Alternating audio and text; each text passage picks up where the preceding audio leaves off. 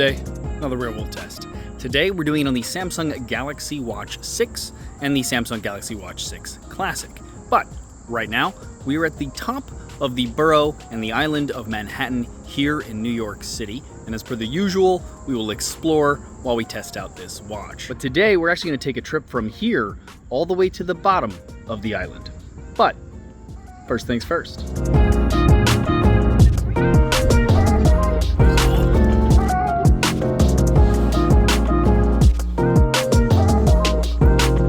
Coffee.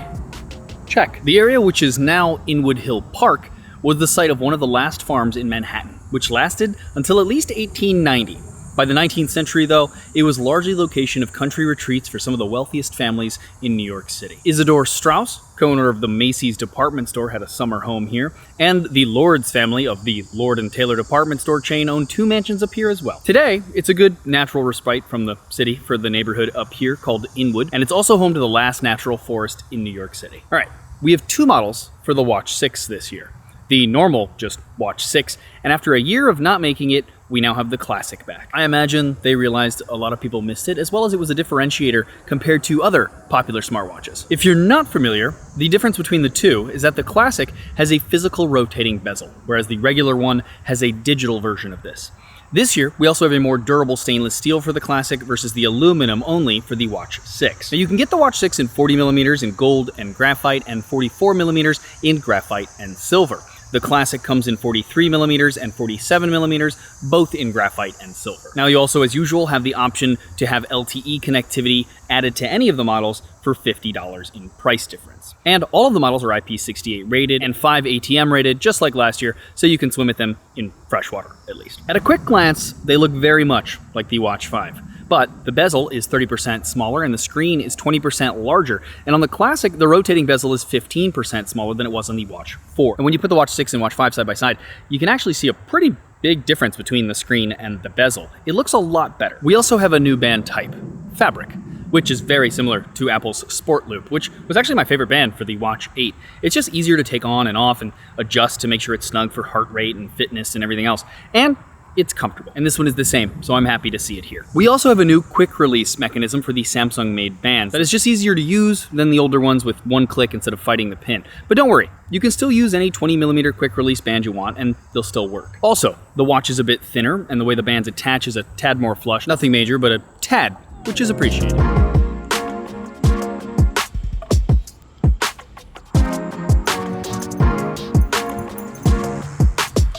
What the hell?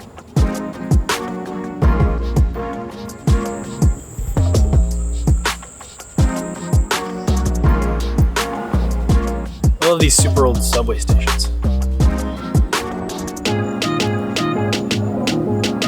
Okay, firstly, you get a lot of looks when you have 4 watches strapped to you at the same time. Besides that though, here's how the watches did tracking my walk here. Keep in mind though that the other watches besides the Classic at the moment are not connected to a phone, so that might affect their battery slightly. But regardless, you get all the information that you normally would on the Watch 6, the GPS route, if and when I paused, heart rate, elevation, steps, etc. Honestly though, we've not actually made it very far. We're at Bennett Park now. It's a 1.8-acre public park here in the northern part of Manhattan, named for James Gordon Bennett Sr., the newspaper publisher who launched the New York Herald in 1835. Now on the west side of the park lies an outcropping of rock, which is actually the highest natural point in Manhattan, 265 feet above sea level. And there's even a square stone marker attesting to that fact. The park was also the site of Fort Washington, which was the last base of operations for General George Washington in New York City before British troops seized it and forced Washington's army to retreat across the river to New Jersey in November of 1776. Today, though, there's actually cobblestones that outline where the fort once stood. Okay, for workouts, you get the information we've come to expect from smartwatches, including duration, calories burned, heart rate zones, also elevation, handy for this intense climb we just did. The watch will now give you personalized heart rate zones based on your specific usage, compared to just using more generic data available for that. Now, since this is a Wear OS 4 watch, it works in a similar way to the Wear OS 3 watches that we've grown used to, in that you can use it with any Android phone and it pretty much works the same across them all, with the exception of EKG and the new irregular heartbeat notifications, which will only work on Samsung devices.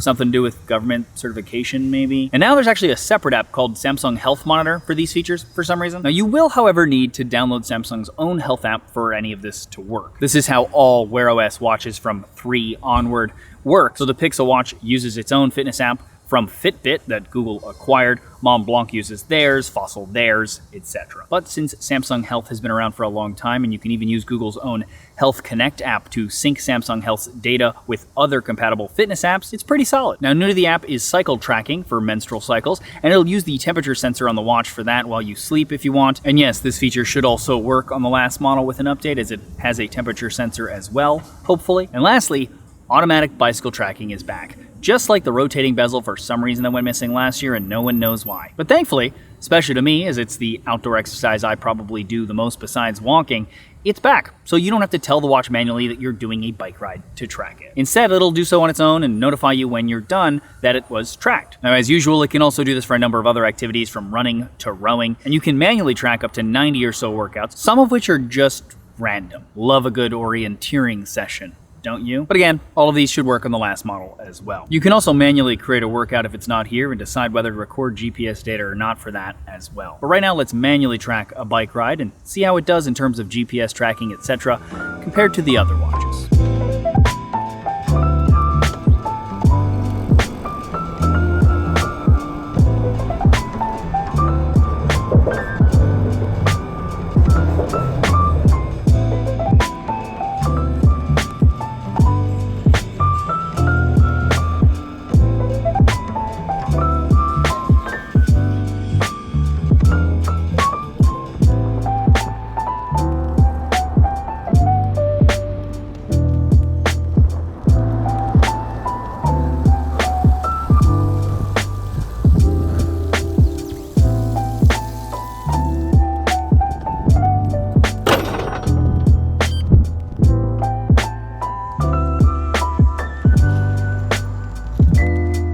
Okay, and here's how the watches did tracking my bike ride to here. And it's the same type of information you would expect across all of them, and here's how the batteries did on each one, tracking that workout. And welcome now to the final resting place of the 18th President of the United States, Ulysses S. Grant, and his wife, Julia, in what is the largest mausoleum in North America. Now, upon Grant's death in July 1885, his widow indicated his wish to be buried in New York City. Within days, actually, a site in Riverside Park was selected, and the Grant Monument Association was established to appeal for funds. After 2 architectural competitions in 1889 and 1890, the GMA selected a proposal by John Hemingway Duncan for a tomb modeled after the mausoleum of Halicarnassus in Turkey. The cornerstone was then laid in 1892, and the tomb was completed on April 27, 1897, what would have been Grant's 75th birthday. The tomb was extensively renovated in the late 1930s with help from Works Progress Administration workers who added murals and restored the interior. Eventually, the National Park Service took over the operation of Grant's tomb in 1959. And after a period of neglect and vandalism, the tomb was restored in the 1990s following a campaign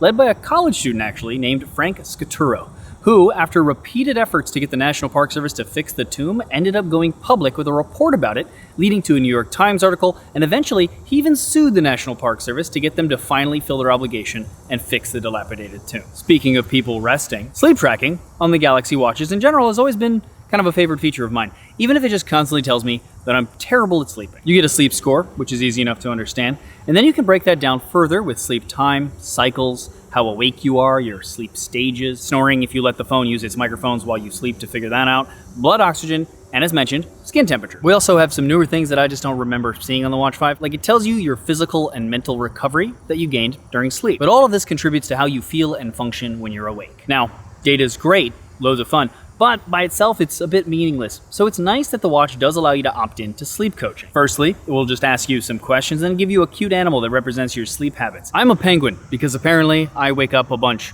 during sleep because I'm super paranoid about someone stealing my eggs or something.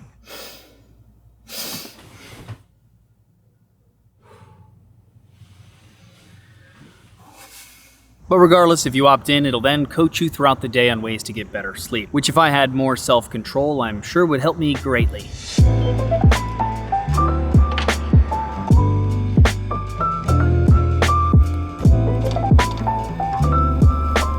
Little trash panda. Okay. New York City wildlife.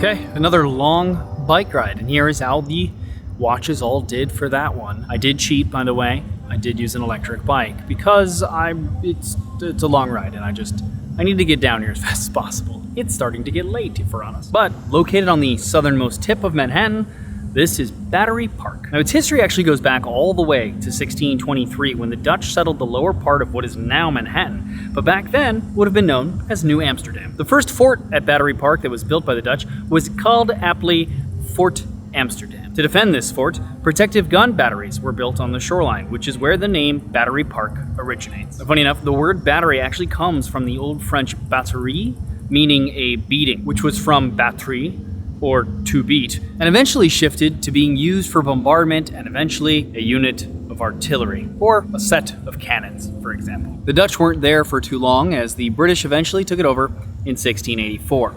Fort Amsterdam was then renamed to Fort James under British control, and it later actually was changed to Fort George, for a few years at least, until 1807 when New York began preparing for the war with the British. 5 new forts were actually built to protect New York Harbor, and 3 of them still remain today.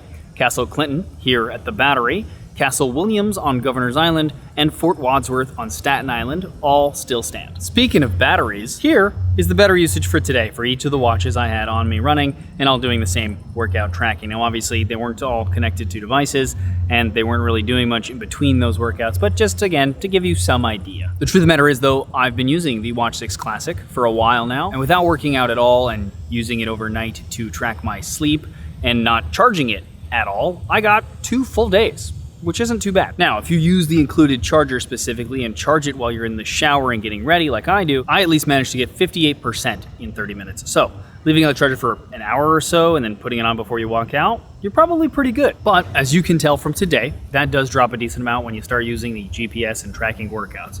Keep in mind that I tracked multiple and probably did more workouts in one day than most people would, but it gives you an idea. Either way, leaving it charging while in the shower plus getting ready, etc. each day will probably be all you need to do to keep it on for every other part of the day and track your sleep as well for the most part. This is though, by the way, the largest model that they make. So just keep that in mind because it has a bigger battery. Also, I didn't have always on display on at all. So if you turn that on, I expect to maybe lose about a half a day from that original 2 days that I told you. That's what other people are telling me is happening with theirs. Now, this battery life does feel similar to me compared to last year. And even though we do have a bigger battery, it's only bigger by like a tiny amount. Now, the Watch 5 Pro didn't get a replacement yet, so it is actually still on sale. And if you need battery life, as I showed in my past video, that's maybe the one you want if that's all that really matters to you. Okay, think I'm calling it a night.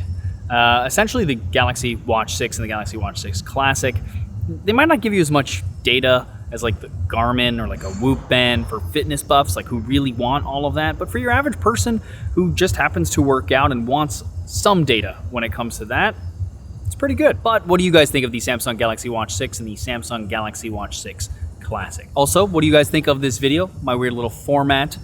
Always appreciate hearing from you guys. Let me know in the comments below. Also, subscribe and ding the bell so you get notified when I do videos if you haven't already. Plenty more places for us to explore and a lot of more tech to check out. But that's it for me. I have not eaten all day, and according to all of these watches, I have burnt a decent amount of calories. I'm gonna go get some food and then crash. Good night. Plane goes by as soon as I start recording. Cloud too, it might just be landing next to me. Like right there, that's the runway. That's what it sounds like. I'm getting bit by so many animals. Mosquitoes, but a lot of them. Bug spray next time. Bug spray. Who knew the forest was also an airport? Hear it? Do you hear it? I hear it. Loud and clear. And on the Classic, the rotating bezel, cicadas. Getting loud. There's a creature trying to crawl into my eye. Nature. It's like when one section of cicada starts, the other ones mimic it. And then it's like so you know, like in how they do the wave in a sporting event, it's like the cicadas are doing the wave. Just across the forest. There's just even car. Not car, plane. Car in the sky. That's what I meant. Sky car. Apparently Bennett Park is also an airport, just like everywhere else here. Named plane. Another plane. Jesus. I must be like right under the path for the planes. Because it's like every 2 minutes. That's my luck. Always, always, always. Almost halfway down Manhattan. Still chasing me, these helicopters. Ugh. Eventually, the National Park Service. I hear a motorcycle. Oh, here it comes.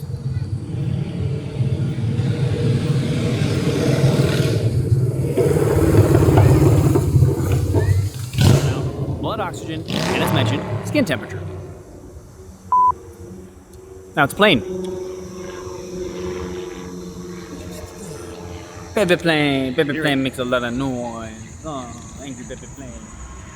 There's one of them. I think it's the same guy. I think he's circling me now. He's just doing it on purpose. No clue. Oh, it's a boat.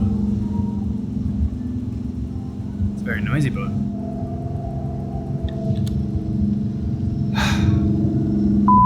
I've been annoyed by bikes, cars, planes, so it only makes sense. Now a boat. Oh, and a plane. And a plane at the same time. A boat and a plane together. Winning. Fort's remains. Someone's just pulling up chains from the ocean, I think. The helicopter now. Today has been a day of vehicles interrupting me. More than normal.